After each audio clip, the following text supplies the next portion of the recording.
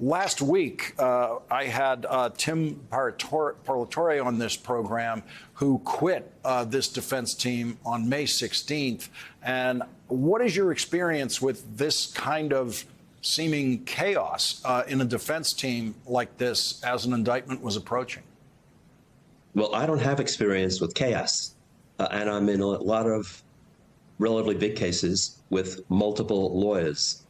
Nothing as big as the former president of the United States, of course. But if I would give some advice to the president's lawyers, those that are left, and the new lawyers who may come aboard, stop the infighting, stop the turf wars. It's not about ego. It's about serving a client.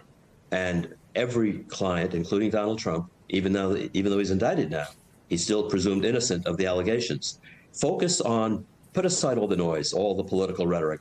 He's running for president, so he's allowed to say whatever he wants. The only thing I would hope would restrain him would be language that could inspire violence, like name calling and vilifying the FBI and personal attacks on Jack Smith, on his wife. Those things are very troublesome. I mean, he said tonight, President Trump said tonight that he is standing between the deep state and all of you.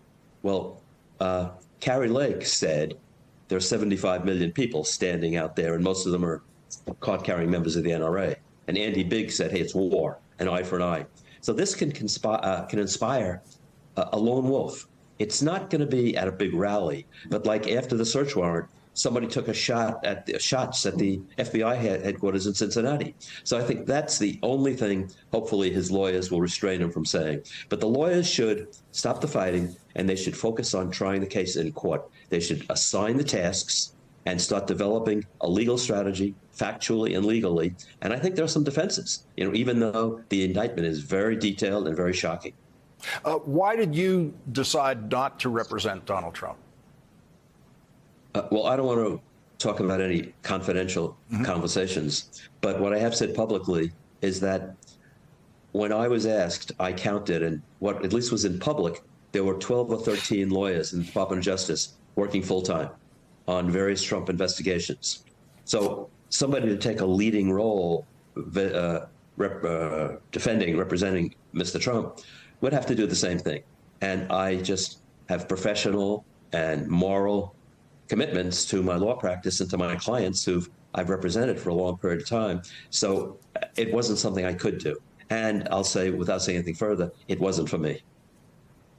I want to get your explanation, because it's the most detailed I've seen, about how Judge Cannon got assigned to this case. Many of us at first thought if this was the luck of the draw, it was kind of amazing because of all the district court judges in the Southern District, over 25 or so, this one gets it.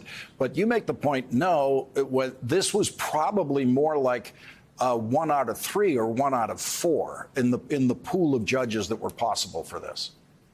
I mean, there are so many vitriolic comments about Judge Cannon that I think are inappropriate. Here are the facts. This is not opinion or spin. This, if you look at the indictment, every count charges in Palm Beach County, Florida. So Jack Smith or his designee had a check off what we call a designation sheet, a cover sheet with the indictment. And there's a box that says what county. And they had a check off Palm Beach County. So it went in our Palm Beach wheel, which has only 4 judges. So she was 1 out of 4, not 1 out of 23, and probably 1 out of 3, because I don't want to get too complicated, but there are weighted cases, more complicated cases. And since she sits in Fort Pierce, she gets fewer of those, so she's more likely to come out of the wheel getting this case. So it was completely random, and it's totally wrong for anyone to suggest there's anything nefarious. Our clerk's office is of the highest integrity. Yeah, and the clerk told the New York Times it was the standard procedure, but you're the first person who has clarified for us that it really is just those 4 potential judges because of the West Palm Beach element of it. John Sale, thank you very much for joining us tonight. Really appreciate it. Thank you, Lawrence. Thank you.